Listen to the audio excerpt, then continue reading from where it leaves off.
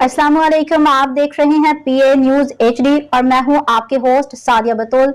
शामिल करते हैं आज की अहम खबरें। अमेरिकी सदर ने एक बार फिर पाक भारत जंग रुकवाने और 5 तैयारे गिराए जाने का तज़किरा कर दिया। वाशिंगटन में तकरीब से खिताब करते हुए अमेरिकी सदर ने डोनाल्ड ट्रंप ने कहा कि पाकिस्तान और भारत के दरमियान एटमी जंग छिड़ने का खदशा था।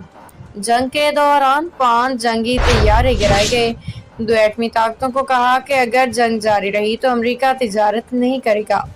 वाज़ेह है कि कुछ दिन कबल अमेरिकी सदर ने व्हाइट हाउस में कुछ रिपब्लिकन अमेरिकी कानून साजों के साथ इशाई के दौरान तस्दीक की है कि हालिया पाक भारत जंग के दौरान 5 तैयारे मार गिराए गए थे।